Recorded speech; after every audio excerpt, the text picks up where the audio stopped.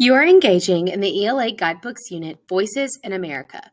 The purpose of this video is to take a closer look at the Civil Rights Act of 1964 to help us better understand life during this time.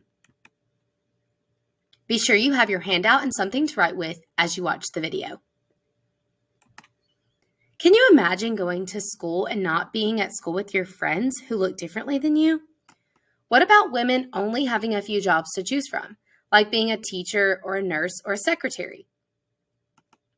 As a citizen of our country, turning 18 years old means that you are eligible to vote in local, state, and federal elections. However, this has not always been true prior to the Civil Rights Act in 1964. African Americans were not allowed to vote, even though this right was granted to them in 1868 when African Americans were granted citizenship.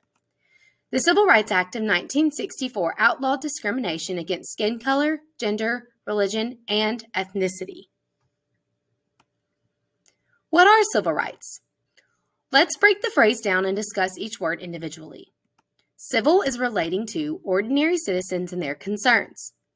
Rights are a moral or legal entitlement to have or obtain something or to act in a certain way. Putting it together, civil rights refers to the rights of a citizen to political and social freedom and equality. The Civil Rights Act of 1964 is a document with a list of rights. The document shown describes the civil rights granted to African American people to purchase homes in a neighborhood with white Americans. Take a moment to record your thinking in response to the question on your handout. Pause this video to record your answers at the first stop sign and press play when you are ready to continue.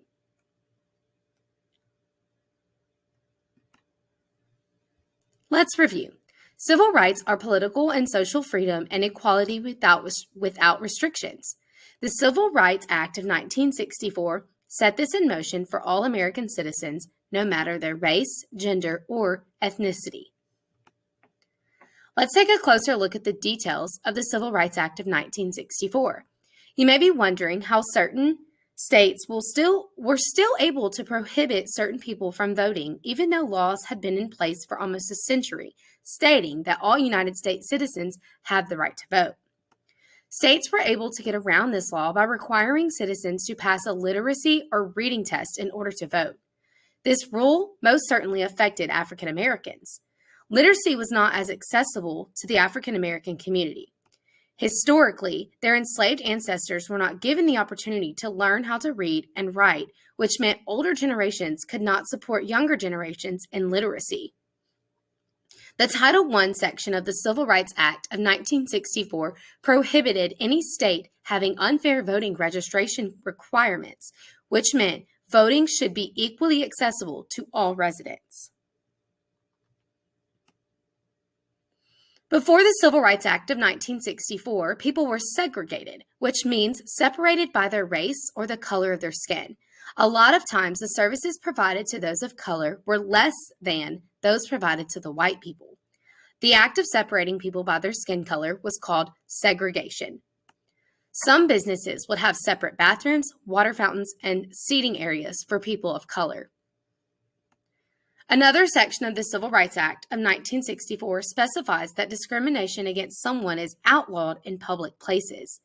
Title II declares that the services or spaces provided to people of color, different religions, or people from any country are promised to have the same and not separated public accommodations as white people. Some public places had to desegregate or end separation of people. Some examples include restaurants, movie theaters, and hotels. Now you are ready to think about some of the specific ways that the Civil Rights Act of 1964 outlawed unfair access to the civil rights. Pause this video to record your answers at the second stop sign and press play when you are ready to continue. Let's review. The Civil Rights Act of 1964 got rid of unfair voting restrictions and segregated places. This allowed more people to be able to vote and enjoy more options of these public places. The Civil Rights Act of 1964 was passed by the United States government as a law, but it took a lot of work and passionate people to make this possible. You probably recognize some of the faces in this photo, especially Dr. Martin Luther King, Dr. Martin Luther King Jr., who is known for his peaceful protest and resistance to achieve equal rights for African Americans. One of the most famous protests he is known for is the Montgomery, Alabama bus boycott. Dr. King encouraged a movement of boycotting the city bus services due to the requirement of African Americans to sit in the back of the bus while white Americans sat in the front. Dr. Martin Luther King Jr. is also known for his I Have a Dream speech. The civil rights activist Martin Luther King Jr. outlined the long history of injustice in America and encouraged others to hold their country accountable to its own founding promises of freedom, justice, and equality for all. Another important person to the passing of the Civil Rights Act was Rosa Parks. She became famous for her involvement in the Montgomery bus boycott. Rosa Parks refused to give up her seat for a white person when the white section of the bus was full. Even though she was sitting on the colored section of the bus, she was asked to move seats. The bus driver and the others on the bus called the police. She was arrested. The Montgomery bus boycott took place 11 years prior to the Civil Rights Act of 1964 being signed into effect. However, these events led to the life that we know of today. Now you are ready to think about some of the most influential people who are responsible for working towards the Civil Rights Act of 1964 and how their actions contributed to the act. Pause this video to record your answers at the third stop sign and press play when you are ready to continue. Let's review. Your responses may have included Martin Luther King Jr., encouraged many people with his I Have a Dream speech, and led peaceful protests like the Montgomery bus boycott. Rosa Parks contributed to the civil rights movement by participating in the Montgomery bus boycott and for not giving up her seat on the bus just because it was expected of her.